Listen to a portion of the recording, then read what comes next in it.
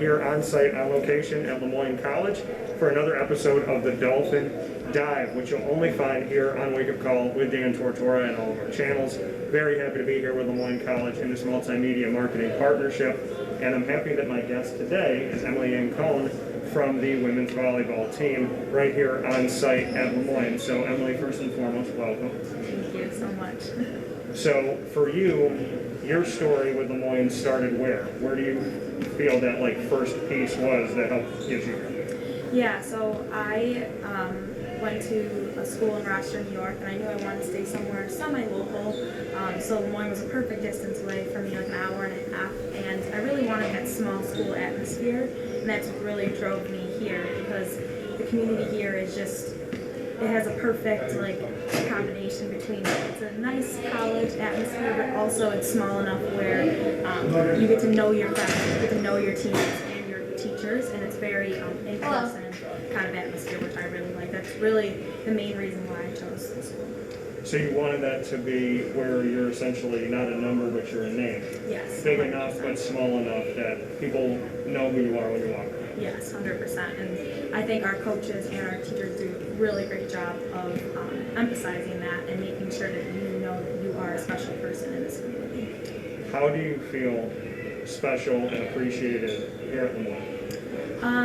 Well, in the classroom, being able to go talk to your teachers after and before classes, being able to meet with them and not feel nervous or that you don't know them is really helpful. And being in the athletic department inside the L program really makes you feel a part of this bigger collective athletic department. It's not just your team, it's this whole department working together for a common goal to get to the NCAAs, and it's really nice to know that all the teams are supporting each other. And you said that inside the L approach, where it's not just each individual team, but it's an entire athletic department. How does that come together and not just be something on paper, but a real life thing where you feel that this is just one unit, almost like one big team? Yeah, I mean, we have these meetings that we do throughout the year periodically that we get to know each other, but I think the real thing for me is we get in these groups and we have from different teams, each group, and next time you see that person in the hallway or in the gym, you say hi, and it's just that that increases your expansion of the people you know, and just saying that one hi, then I know more people on the lacrosse team, or I know more people on the basketball team, and then you go and support them. It's just like a ripple effect. So I think that's the biggest outcome, takeaway that I got from the inside the L. I grew my little circle, and now I know mostly everyone from each team, and we can all support each other through there. So when you have this opportunity to get to know one another, what did you find out about yourself as you were becoming more and more part of this community at LeMoyne? Yeah, this really helped me shape my personality and step into a leadership role, especially now with COVID. I'm one of the older people on my team, so I think the Inside the L kind of shaped my leadership role on my team, and I feel more comfortable in that position. I feel more comfortable standing up and sticking up for people who may not be able to speak their mind and stuff like that. Just being a voice for people on my team and other people in the athletic department.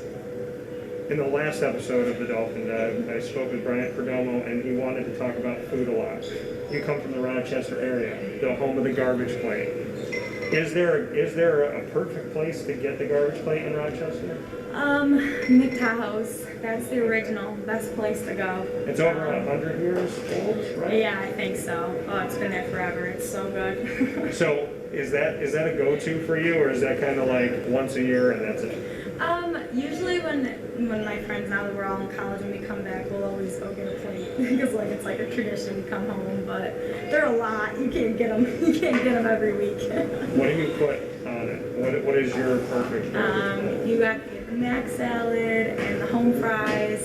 I'm a cheeseburger girl. Okay. Some meat hot, ketchup, mustard, it works. That's exactly, and I'm not saying this because you're here with me today. That's exactly how I got mine. Yeah, when I got it for the first time, and I went to Nick Tahoe's, and I also went to another place, and I can't for the life of me remember the name, but they had a sweeter, more spicy sauce. Yeah, they all do, every place has their own type of sauce, so it's all different. Fair enough. So with that, like you said, everybody's kind of got their own type of sauce, their own type of feel. What's your angle when you're on this volleyball team? what makes you a special part of this? What's the special sauce of Emily Yancone? I would kind of go back to leadership and hard work. Hard work's always been a major part of my career as a volleyball person. I'm always the person who will give 110% when they're on the court, and I think that's helped me grow as a person on and off the court. And it's also helped me step into this leadership role that I take on this year. And this leadership role that you have, what can you say about getting it, like how you got the opportunity and what it meant to you to really have this with you, that you're not just a member of the team, but you're asked to be one of the pieces of this team that's supposed to navigate through tough waters sometimes? Yeah. Over COVID, I was the only senior of the last year class, so I'm a graduate student now. So I've got this opportunity to play again, doing my master's, but I really had to step up and make sure the freshmen we weren't really playing, we were just doing some practice. I really had to make sure they felt welcome and part of the group, and I really had to step into that and be that voice and be that leader for them. So I kind of just assumed that position, and I'm just carrying it on with me throughout this season. I know it's helping me become more confident in my field. I'm doing occupational therapy, so I've already seen a difference in myself doing those classes starting this fall, so I'm really excited. Occupational therapy, being a graduate student, what can you say about your path in the academic side of things, and why occupational therapy? I'm a very people person, and I've always wanted to help people and be in that healthcare field. And occupational therapy just helps people basically live a better life, a fuller life, and do the occupations that they enjoy doing. So that's basically a very rewarding job in itself, just knowing that you're there to help someone have a better life. And sports has helped me throughout this whole process become a better student, prioritize my time, and have better time management. So you become a leader, and in the side of it with academics, like you just brought up, occupational therapy, helping people for your future, helping people now as a leader. Amidst all of this, we get thrown into a pandemic, which is going to make anybody really realize who they are. How would you describe who you were going into the pandemic and who you are today? Yeah, definitely going into the pandemic, I was very in a different state than I am now. It was my senior year, I got caught, and it was just terrible news. I was very disappointed, very down. And then instead of just bringing that into school, I kind of switched my mindset and just go, everything happens for a reason. I'm going to make this the best that I can right now. And I went in, and we had a great fall season. We still practiced. We had a great time, and now we're here finally. And I got the opportunity to play with all the athletics department's help with situating that out. So it's kind of silver lining. We're going to have a great season this year. So it definitely helped me look inward and just realize everything isn't for granted, and I can't take things for granted, especially hard practices, stuff like that. The sprints at the end of the practices, they stink, but they're going to make me better. So I enjoy those now. So I have a whole different mindset on just practices, on school, and stuff like that because it was taken away. Over 600 days, and just question marks every single day of what's going to happen, what's going to change, what's going to stay the same. How did you mentally get through that? Yeah, it's tough. Taking it one day at a time is kind of what I keep telling my team, and just saying that we could get our season taken away in an instant. We have no idea what can happen next, so just to live each game like it's our last, that's kind of our motto this year. Just go out and give it our all, and do the best we can. For you, to be a Dolphin means what? To be a part of a community bigger than yourself, and to really not only strive for greatness through yourself and your achievements, but also through the community as a whole. So not only seeing yourself eat, but wanting everybody to be at the table. Yeah, definitely. Emily Yancone here with us in Dolphin Dive. It's now time to go to rapid fire.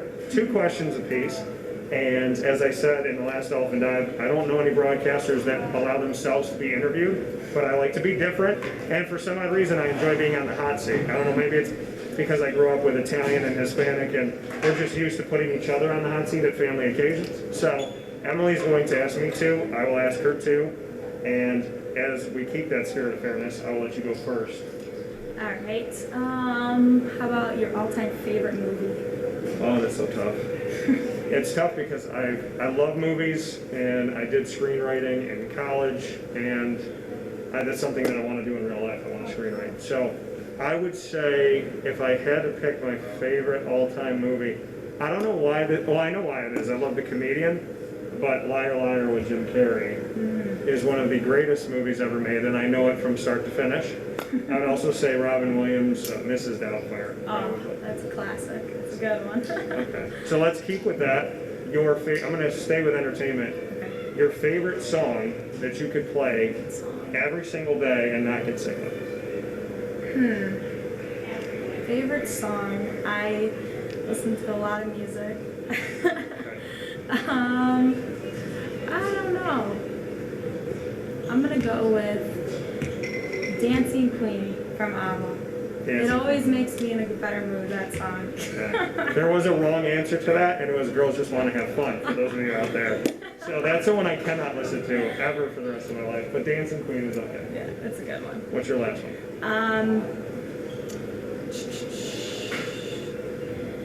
If you could only... what's your favorite, how about, if you could only live in one season throughout the whole year? Oh, it's perfect for right now. I'm a fall baby, and so I would say, outside of allergies, because they're awesome here, I would say I love the fall.